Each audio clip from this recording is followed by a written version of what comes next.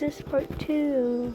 Children's show puts it. Perhaps it's time to put aside those old ideas. Perhaps the wise man is the one who lives for himself. And he's not alone feeling this way. Another article in one of the outside trailers discusses the tragedy of someone sacrificing themselves for this pointless war. Quote, to lay down your life for someone else, to lose everything? How can anyone ask someone to do that? The city even begins to reflect this mindset. Quote again, life in the city doesn't seem as enjoyable as it once was. On the subway, people's elbows jab into your personal space. Angry pedestrians yell at you on the street. When everyone looks out for themselves and trusts no one, crime becomes rampant. The city becomes a dark and scary place, with employees of the show having to coordinate walking home together just to be safe. The only relief people have from this horrible world is television. For a few moments, I can escape the anxiousness and become lost in a world of pleasant dreams. Which sounds like good news for a light-hearted, good moral show like My Friendly Neighborhood. After all, Sesame Street pushed through all those dark times and is still going today out here in the real world. However, this is where the parallels to Sesame Street end, because by 1975, 3 years after this fictional war, the show My Friendly Neighborhood's ratings begin to fall. Parents start complaining that these moral messages inside the My Friendly Neighborhood show were bad for their children. I am frightened by the tone of the morals of that show. Just yesterday, one of the characters said, you always think of others before yourself, even when it's uncomfortable. But what if somebody takes advantage of you for doing that? What if doing what's uncomfortable ends up exposing you to hurt and danger? Is it really a good idea to teach children to be so reckless with their own well-being? This is an alternate universe where Sesame Street's messaging falls on deaf ears. We're told instead that people prefer to watch Crime City, Drama Daily, shows that focus on the darker and sadly more realistic side of humanity. Because of this, when My Friendly Neighborhood continued to preach the message of being a good neighbor, they're called out of touch. They even tried to add new formats to the show to try to save their ratings, with Arnold and his cardboard penthouse being identical to a segment added to Sesame Street, Elmo's World, aimed at an even younger audience to help keep their attention with bright colors, basic design, and simplified messaging. But not even that worked. By 1983, just after their final movie, Puppet Winter Song bombed at the box office, the show got canceled. The creator gives one final message to the children, just like another famous neighborhood show, Mr. Rogers. Quote, have faith in light. Sometimes it might be scary, sometimes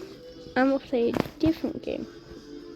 it may hurt. Sometimes it's hard to know what's right and wrong because good and bad are all jumbled up and confusing. And when that happens, it can hurt a lot. But have faith in light, because the light will rescue you from darkness. And I know how tough it is some days to look with hope and confidence on the months and years ahead. But I would like to tell you what I often told you when you were much younger. I like you just the way you are. Great message, great show. I'm not crying, you are. And with that, My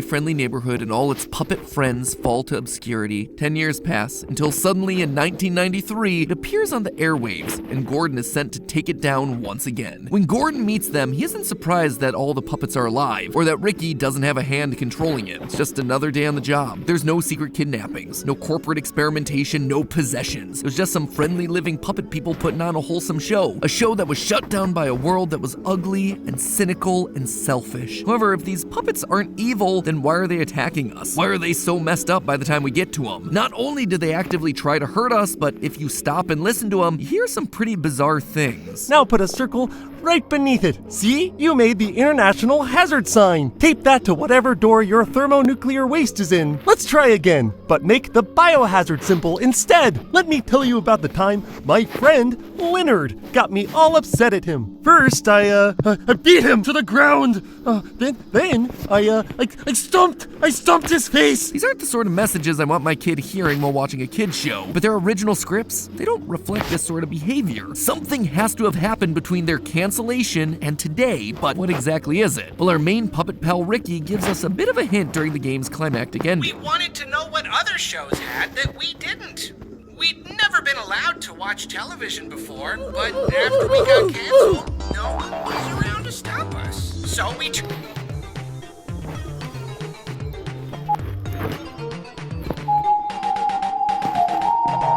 on one of the old sets, expecting to see something amazing. But it wasn't amazing. It was mean. It felt like we were dying, Gordon. We all got a little twisted then. So the message is TV bad? No, there has to be something more than that. And it turns out there is. I did a second playthrough and took a closer look at some of the background elements, and right at the start of Studio 4, where you get the first newspaper about the show launching, you'll notice that there are some other pieces of paper on the board right behind it. This piece of paper is repeated 3 times on this board alone, and it's tucked away behind the other posters and boards throughout the map, so you know that it's gonna have to be important. This page is actually an excerpt from an autobiography of a 4th and 5th century Catholic theologian, bishop, and eventual saint, Augustine of Hippo. St. Augustine's autobiography is a multi-book series chronicling his journey back to God. This particular passage found in My Friendly Neighborhood actually comes from the 7th book, specifically chapters 12 and 15, which go through Augustine understanding what the true meaning of good and evil is. Now, it's an old book, so it's pretty darn philosophical, so I'm gonna do my best to just summarize 2 of the key points that are relevant to what we're talking about today. First, the idea that corruption can only exist if things are inherently good, arguing that if everything wasn't good at a fundamental level, then nothing could be corrupted. Everything would just be inherently evil. The second point is that corruption itself isn't a tangible thing. It is just the absence of goodness. How does that relate to our silly sock puppet video game? Well, the puppets, the characters that used to dazzle children the world over, were always good, and mostly still are. They were living the message of being a friendly neighborhood. It's why when they see us and start chasing us, they're not saying horrible things. Their arms are stretched out wide for a hug. They're not trying to hurt us, they're happy to see us. They want to be friendly. It's only after the show was canceled and they were exposed to the evils of the world via television did corruption start to seep in, and those good things, like a hug or a child-friendly message, became twisted, corrupted, hurtful, and those were the lucky ones. Eventually, the puppets that became too exposed to the horrors of the world transformed and morphed into the amalgamation of evil that we see during the game's final battle. And the connection to this random theological text isn't just the story of the puppets. The game is trying to tell us that we humans are also inherently good. Throughout the game, we repeatedly see this corruption sneaking into not just the puppets, but to the adults of this world. You have your parents writing in to say that the show's selfless messaging might be bad. General Rogers argues that a wise man is a selfish man, and the actor who left the show after becoming more concerned with his future than that of the show. All of these characters have let things like the war and television corrupt them, make them selfish, capitalistic, and thanks to that, the good morals of My Friendly Neighborhood, the light that the creators mentioned in his farewell message, has been snuffed out. And just like St. Augustine said, corruption is the absence of good. And so with that good gone, the world becomes worse. Gordon, look at this city. The buildings are dark and the streets are empty. No one knows how to be a friendly neighbor. It's a city of shuttered up hearts, and they need someone to let in the light. Pies put garlic palm tenders, cheesy bites, and marinara sauce in a One to let in the light. Even Gordon, after going through this studio and seeing all the wonderful puppets and themes of the show, at the very end of it all, he's still worried about how the show's pure messaging is gonna hurt the children. I don't want you broadcasting, Ricky. You're gonna hurt kids. Humanity's turned away from the goodness and the light that the show tried to pass on to children. The game makes one point very clear. Even though the adults questioned what the show was doing, even though the bigwigs were always focused on the bottom line, the show always remained beloved by the pre-6 age demographic. The children, born pure and uncorrupted, continued to enjoy and find value in the show. The kids weren't the ones who lost their way, it was the adults who became so corrupted by the evil and negativity around them that they turned into the very thing that they were fighting to avoid. I mean, there's plenty to be said about the level of trash content that just exists these days. We're more interested in watching things like Real Housewives or The Kardashians, stuff that focuses on drama and negativity. The most popular podcast genre is true crime, with 50% of Americans saying that they listen to it, a genre that's focused on the bloody and the gruesome. You even see it here on this platform. Negative titles and thumbnails commenting on the latest drama. Those are the ones that get the clicks, not the positive skewing stories, the uplifting bits, the educational bits. That is the world that we've built, and the world that we're choosing to focus on. But at the very end of the game, if you complete the game's best ending, we can see that there is hope. If you choose to save all the puppets and agree to help Ricky reboot the show, you get this little gem prior to the credits. It's like you've been lost in a tunnel until suddenly a voice calls your name. And you turn around and you see the rising sun.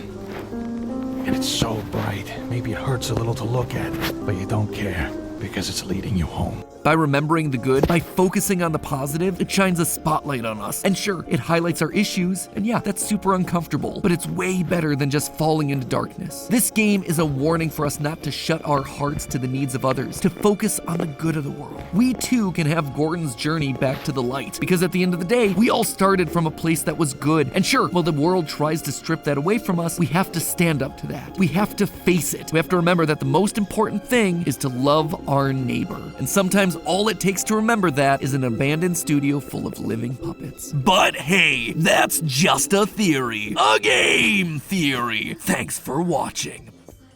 If you're interested in finding more hidden stories inside of unique indie games, check out our video on Pizza Tower. Believe you me, there is more than just pizza in that tower. Or if you fancy jumping into the latest that Mascot Horror brings to the table, hop on over to GT Live where I just played through and dissected every frame of Security Breach Ruin. I've got a theory or two coming up in the next couple of weeks, so make sure you're subscribed to the channel so you're notified when that one comes out. Get the Freddy Fazbear Crunch menu, only at Popeyes, before he gets you. Love that chicken from Popeyes.